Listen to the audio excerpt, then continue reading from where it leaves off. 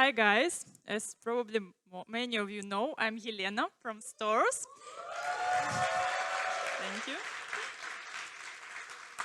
And today I'm going to tell us about our Stores journey of migrating our huge monolith to Nile. And I'm from Dnipro, Ukraine. I'm 8 years at Wix already, and currently I'm backend tech lead and API master at Stores. And this is what we're going to talk today about. So I will tell you some basic term about Stores if you don't know yet. And then I will show you our old system and why we even decided to migrate and how we planned it. And also how we designed new system and which new issues we had, of course, and what is the summary of all of this stuff. So let's talk about our Stores catalog and basic terms. And in Stores, we are selling things actually. So we have product, which is some abstract t-shirt. You cannot sell it, you can consider it as template. And this product has options, which has its choices. And then combination of option choices is already variants. And this is what you can sell or buy. And this is how product page looks like. In addition to name and description, it has options. And you can see here that price is from. So product itself doesn't have price. And it also only shows minimum price of all of its variants. But once you selected all of option choices, then you already have exact variant. And it has price, inventory, and all of these important things which real items have. So our old system had event sourcing, and I will tell just a few words about it. That in our case, it means that we have two data sources, and user actually produces events. We're saving them in one table, in one database. Then we build snapshots from it, and user reading snapshots. So easy, writing events, reading snapshots, building them on the fly. Easy, right? Okay, not really. Actually, our old system looks like this. I'm kidding, of course, it looks like this, but you know, not so much difference. And you don't really have to understand what's going on there. The main point is that it's complicated, and even here you can see it like oversimplified, actually. But the point is you have many data sources, you have many supporting artifacts for snapshots building, indexing, searching, translating, and all of this stuff. And also you have separate services for writing events and reading snapshots. And in addition to all of this fun, you have one huge monolith which contains not only product with its options and variants, but also inventory, categories, ribbons, brand, and everything in one place. So, of course, it has some problems. And complexity, which you just saw, is only one of them. And we have also, other problems caused by event sourcing mainly. It's like one of huge problems is production stability, because our event sourcing was not really optimized for big stores. Sometimes they could just kill entire system or at least affect many different sites. And we also have issues with resources because we never delete events because of reasons. And sometimes we need to load all events into one pod, which you might guess a lot of memory. And we need many pods to build somehow efficiently snapshots for all of our sites. And the velocity, of course, because even adding one new field is actually not a trivial task, because you need to add it in events, in snapshots builders, in API, in many different places. And in addition to all of this, you need to J many different services in specific order, because you probably don't want to GA writer before you GA reader, which knows about your new field. And in addition, don't forget to GA of snapshots builders, indexer, and all of this stuff. And another, not really issue, and not related to event sourcing, but because it is Bootstrap and not new shiny Nile, so you need separate artifacts for multilingual, for indexing, searching, for site search integration. Yes, and it's not previous searching. So many things, many supporting artifacts. And eventually, we decided that we want to get rid of it. We want to migrate. And we decided it even before it actually became mainstream in weeks. So we had to solve some questions or issues. And the first question which can come up is, like, do we want to migrate data source only and solve all of issues related to event sourcing, or also remodel entire API? And this was not really a question for us because you saw this huge monolith, so we wanted to separate it, to remodel it, to make it easier.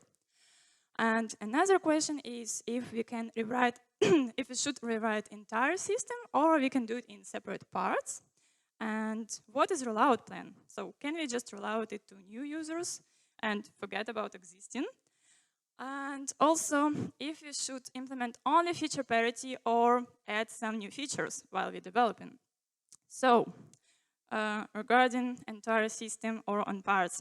So it seems like natural solution to write it in parts.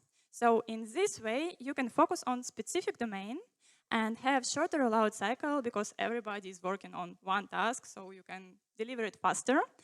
And it's kind of safer rollout because you know exactly which part of your system can be affected by this rollout. But from another side, our system was too tightly coupled actually. So it means that when you need to extract one part of the system, there are too many places affected. And in addition to this, you're changing live running system. So you need to add feature toggles in all of these places. So eventually, it's not really shorter and it's not really safer. So what we decided to do, let's rewrite everything together. With one exception of categories. Why? Because categories in our case is platformized service, which means that every vertical can use it. And we had clients who wanted to enjoy it even before we completed all of this rewrite and can use it by ourselves. And also, it was much less coupled to other parts, so it was much easier to extract it. So this is our decision of this issue. And another issue is, can we roll out to new users only? And here, I mean only. So no migration after.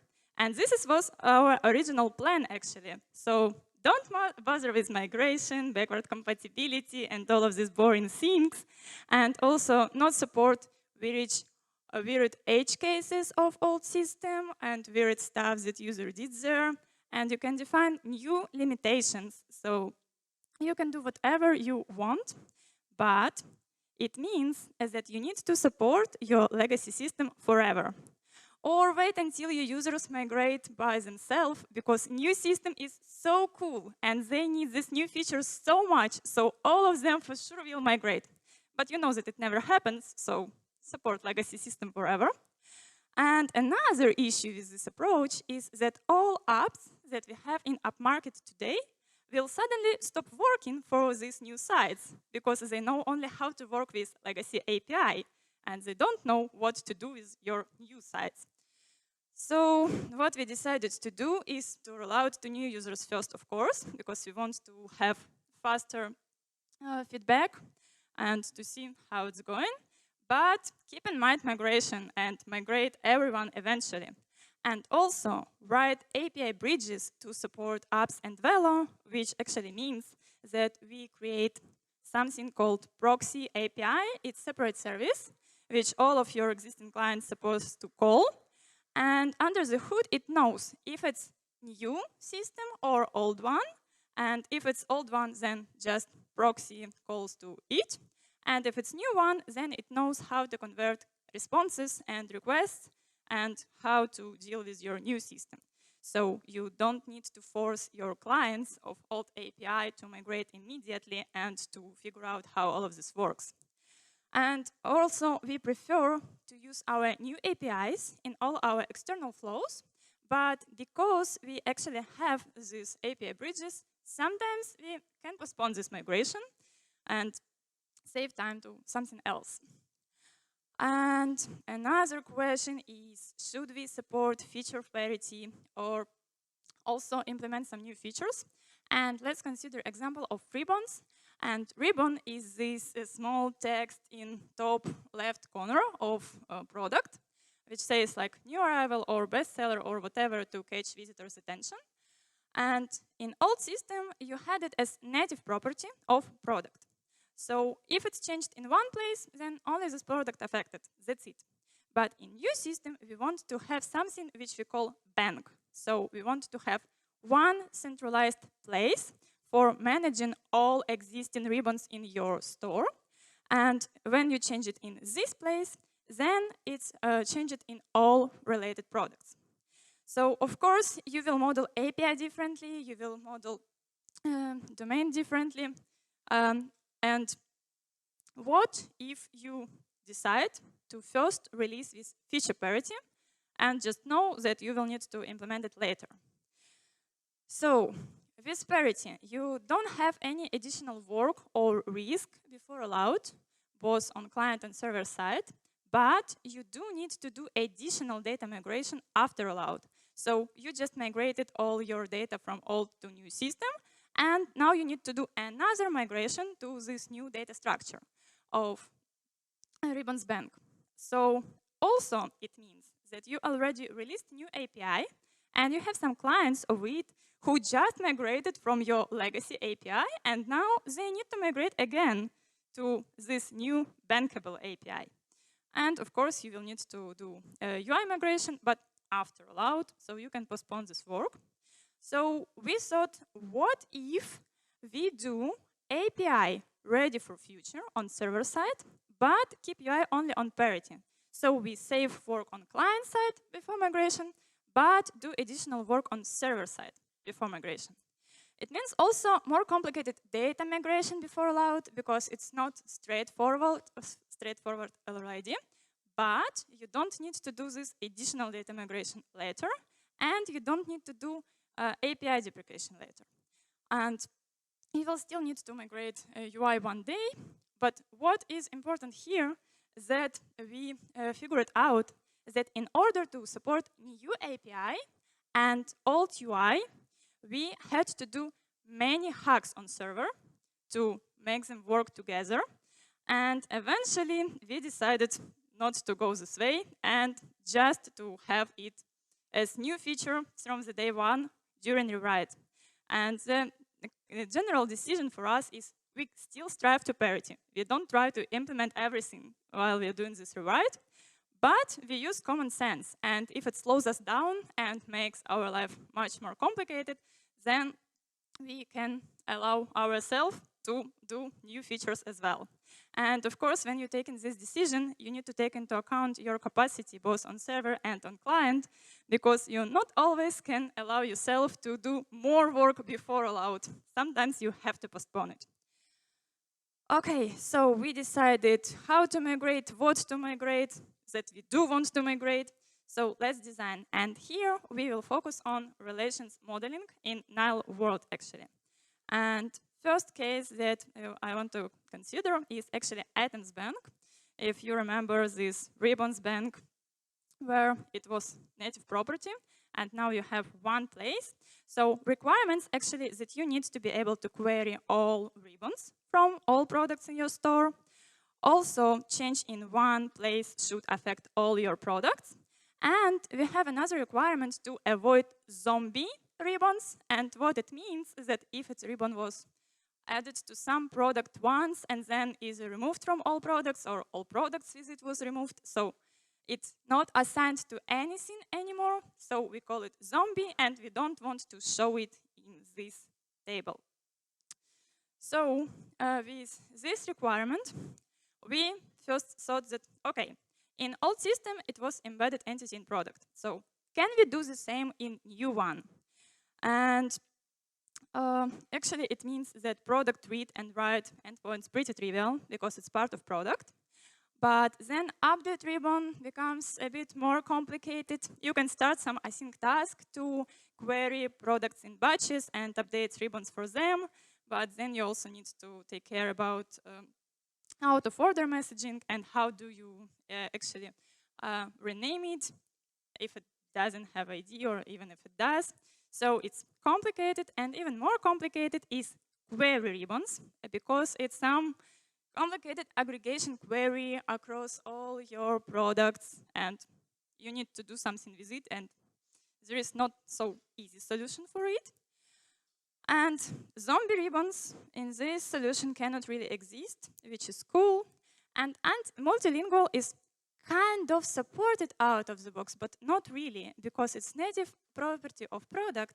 So when you want to translate it to some language, then you need to go to each product one by one and translate it there, which is not fun at all. So we started solving these issues one by one and thought, okay, let's start from solving query ribbons. So what if we have separate table with ribbons and somehow build it to contain all ribbons from all products? So read, write, update stays the same, but now at least querying ribbons is trivial. You of course need to have some custom code to build them somehow. And now zombie ribbons can exist. And multilingual is not really supported out of the box for separate table case. So option left is separate service actually.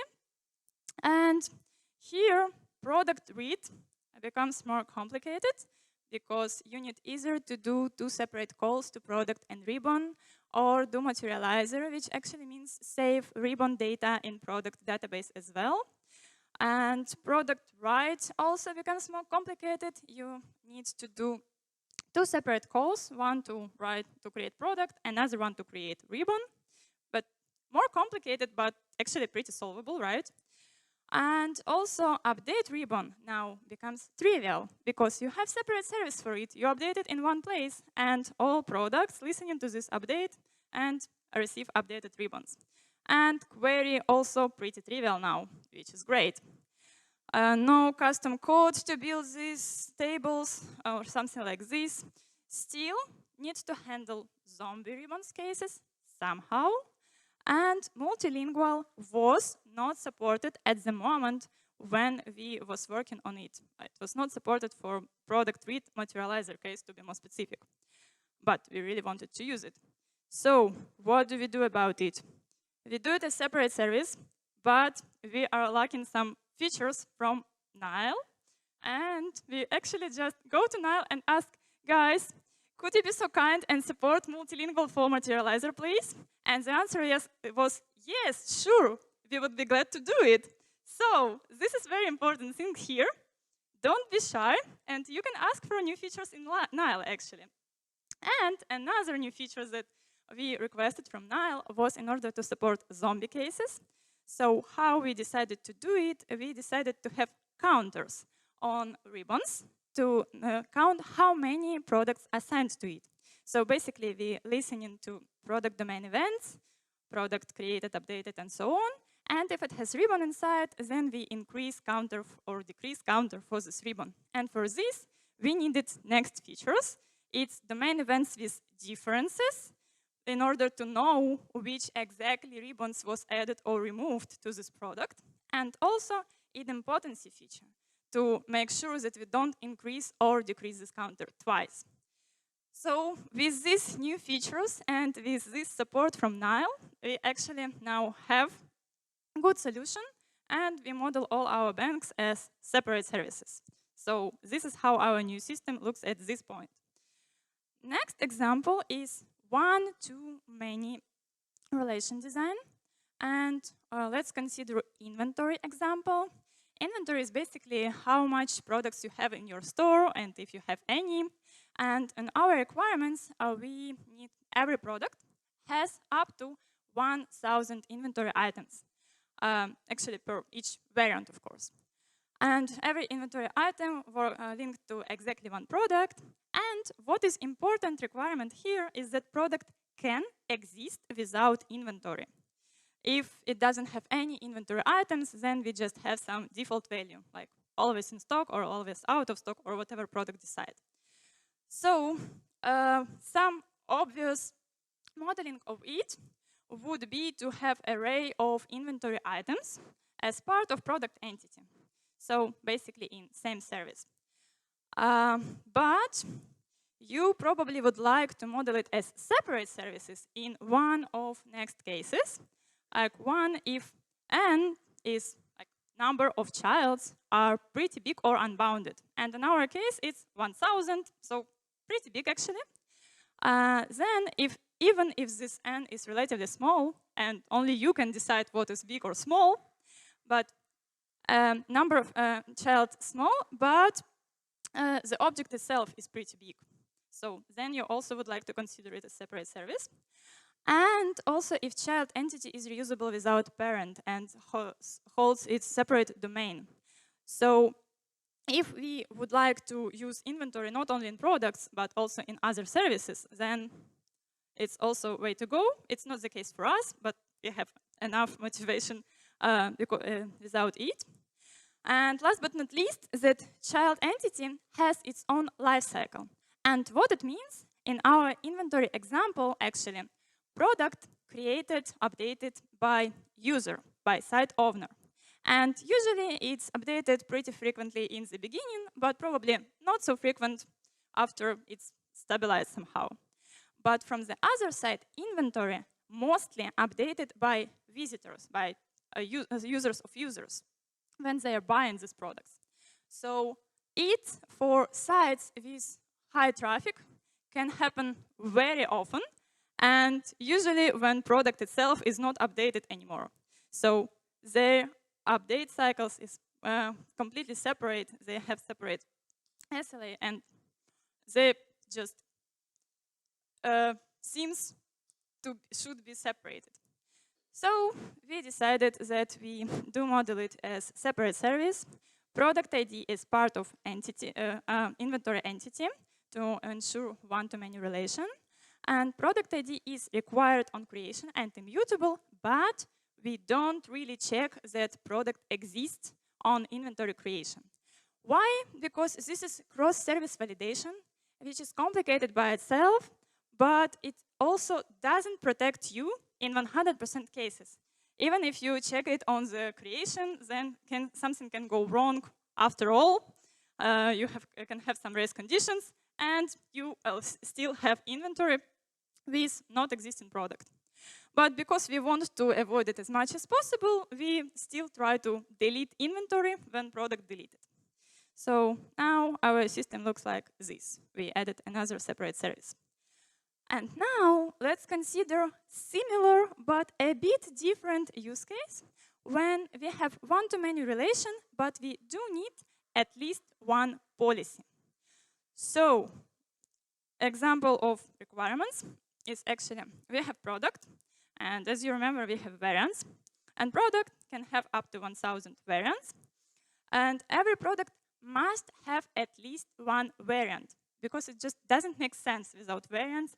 It doesn't have price, you cannot buy it, you cannot do anything without it. So we wanted to have variants, and every variant assigned to exactly one product. And another important requirement here is that variant must have all options of related product. So if you have color and size, then variant must have both color and size. Just small t-shirt is not something existing. And t-shirt with large size also doesn't make sense if product doesn't have large choice. So variant must be aligned with product options. And with these requirements, but remember in previous example where we thought when we should model it as separate services, we decided to model it as separate services. And actually, still, we have pretty big n, 1,000, and variant itself is pretty big creature, and it's separate domain. So let's have it separated. And it means that on create product, to ensure this at least one requirement, we have to provide both product and variant in one request, which is already not so like standard API. Also, it means that we cannot update product options on product update, because then you might break this variant to product options alignment. So we have separate endpoint to update exactly product option, which takes product options and variants and do this validation. Create variant on this separate service must take product ID and it must do this cross-service validation, again, to ensure that variant options align with product. And we want to have set variants to product endpoint, which overrides all variants for a given product. And actually, under the hood, it does 3 separate calls to SDL. One to create, one to update, and another one to delete not used variants. But query variants in this scenario, pretty trivial, method invariant service, which is cool, but everything else looks like a bit strange and not something that we really want to support in user-friendly API, let's say. So we decided that what if we do it as embedded property of product actually, and then suddenly you have standard create product API, you have standard update product API. You don't need these weird APIs for update product options and create variant with cross-service validations, which is cool because, as we said before, it doesn't protect you anyway. You don't need this set variants for product with 3 SDL calls. But query variants now becomes not so trivial. You need to do something in order to have one place with all of these variants. Again, probably this separate table, but seems better than it was before. And it still has some cons. For example, sometimes you might have 2 big API response. Let's say if you query 100 product and each of them has 1,000 variants, then response is huge. But you can solve it by using conditional fields, so you don't return variants if they're not requested explicitly. And you also might decide to never support this conditional field in query. So in query, you will never return variants. And this is actually why we even need this query variants endpoint. And also, another issue is that even if you don't return variants in response, you still load it into memory. But memory, we usually have more than HTTP response limits. And if we have some issues with it, we will come to Nile for another feature, field masking SDL. So we'll see.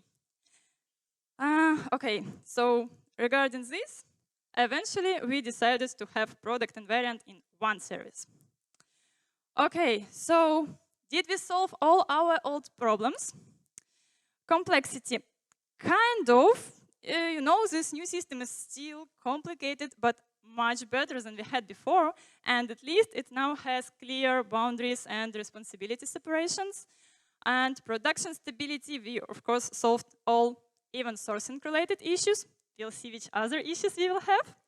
And for resources, again, everything related to event sourcing, of course, solved. I will talk a bit more about it on a new system soon. And dev velocity is solved for sure, because now adding new field is super trivial. Add it in domain, add it in API, aftermapper does all magic for you. So amazing. And no need to chase this million services. You have one service responsible for one thing and know all of this supporting stuff. So everything great. And regarding separate artifacts, multilingual integration done out of the box by Nile. Indexing is Nile's search, which is also being developed or maybe already done partially. And only weak search integration, we still need to do it because it doesn't have enough demand, so Nile doesn't really want to do it. But if you have such use case and you want to have site search for your product, then please talk to Nile, so maybe they will change their mind.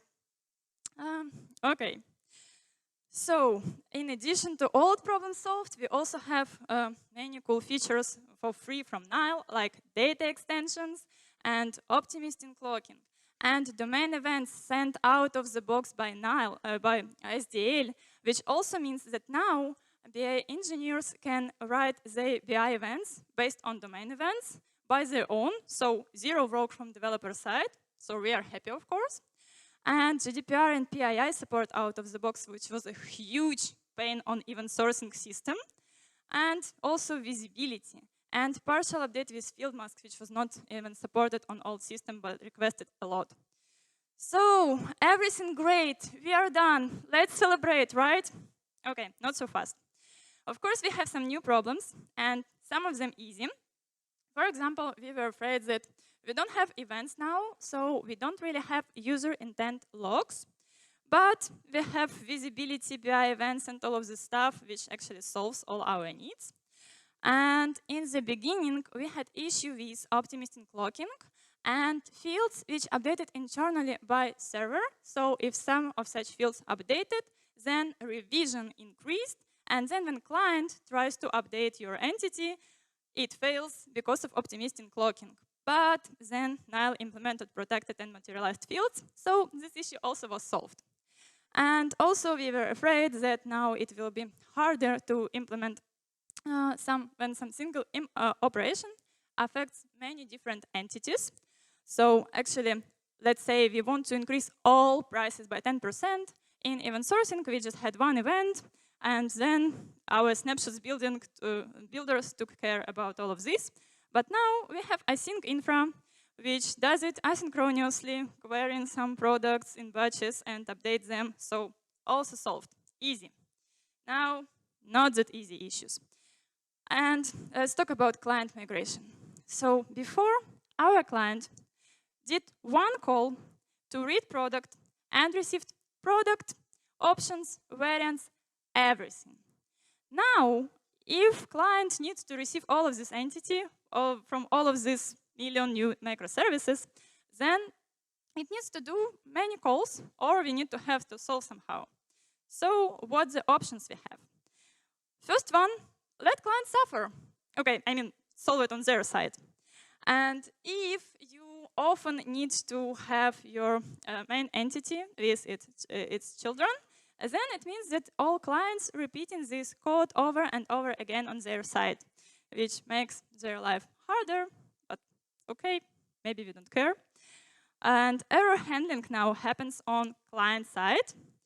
And also 2 or 8 or whatever calls obviously affect response time, but only when you need this external entity also. And if you need to filter by product field plus external entity field, then you cannot really do it in this solution, and don't even try. We tried hard. So another solution is in-memory join, which actually means that on API level now, you do have these external fields, let's say ribbon name, but in your domain, you don't really have it. So when client reads it, it's very simple code from their side. But on our side, on server now, we doing these 2 separate calls. And error handling moved also on server. And 2 calls affect response time. And unless you do some optimizations, it will affect response time always, and not only when this external entity needed. But luckily, you have conditional fields, so you don't have to always return external properties. So you can avoid these extra calls. And filter still not supported. But you have new complication here. Because your domain model doesn't have ribbon name, but your API object does have it, you need to do something about your domain events. Because in domain event, you do have external property, so the solution is send them asynchronously and do additional calls to enrich them. And another issue, that query for many-to-many relation is not always possible. Why? Because if, for example, you have 100 products, and each of these products have 100 info sections, whatever, and you now need to query all of these info sections for all products, so most likely you will do many calls to info sections, and this is not what you want to do. So in this case, probably you don't want to do this solution. And another solution is materialization. What it means that you have this external property both on your API and on your domain model, and you updating this data asynchronously by listening to domain events. So let's say if ribbon updated, you receive domain event with its ID, and updated for all products which has this ribbon ID. So client code still simple. You don't have error handling on read at all, because it was done asynchronously on write. And it's best possible response time because you already have everything. And finally, filter by product field plus external field is supported. And of course, no pain with domain events and many-to-many relations. So, sounds exciting, right? Let's just materialize everything. Not so fast. Of course, it has its own issues. And first of them is, of course, data duplication. Because now, if you have some info sections in product with 8K characters description, and you have 100 of them per each product, then you just duplicating all of this data from info sections to products, which is not very cool.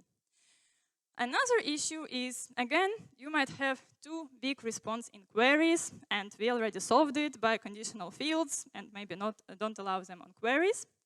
And you also have high Kafka consumer traffic for frequent updates, and also DB updates as well, because let's say for inventory, if you decided to materialize quantity on product, then it means that each time when it's updated, you listen it and you update your product in your database. So Kafka traffic, DB traffic, and all of this fun. So what we decided to do, not materialize quantity actually, because we don't really need it. We need only status. So this is what we do. And for this, we have separate domain event, which we have much more rare. And this solves this issue. And last but not least, eventual consistency. Because you updating data on domain events, and then it means that it might be updated not right away. So what I'm trying to say is that you have many different solutions, and when you decide which one to choose, there are no silver bullet. You need to look at your data size and shape, at your requirements, if you care about filtering or consistency, and only then decide wisely. And finally, summary. So don't reinvent the wheel. When we started, we didn't have much guidelines or something, but now we do have them, so read them, read docs, search in Slack. Most likely somebody already solved similar issue. And even if not, remember that you're not alone. You have all of these amazing responsive people around, so feel free to ask questions. And again, probably somebody already thought about it or has ideas how to solve it. And if something seems like common issue, then talk to Nile. Let's solve it once in one place and everyone else will enjoy it, other than everyone should re-implement it over and over again. And of course, provide feedback, report bugs, create issues in Nile tracker and all of this stuff, because it means that next person who faces this issue with unclear docs or something like this will not face it after you, because it will be fixed, which is very important. So it makes all our lives easier. And don't be afraid to make mistakes. In my example, this variants, we already implemented most of the work related to two separate services. And at some point, we stopped and think about it again. And we decided, OK, we're throwing it away. And we're doing better API and easier system. We will do more work now, but we will have less maintenance later. So don't be afraid. And sometimes it's also take too much time to take some decision. You trying to consider all possible options, and you're just stuck on this point. So don't be. Sometimes it's better to just try to do something and then change it later. Nobody will kill you for that. So that's it from my side. Thank you very much. And if I didn't speak fast enough, then you might notice that actually on my slide about our new system, we have less than 8 services. So it means that we have actually more examples to share. So feel free to talk to us. You can talk to me around. You can write me in Slack or reach our Wikstores catalog rewrite channel. And the good news, now it's lunchtime. So finally, you can grab some food. Thank you for attention.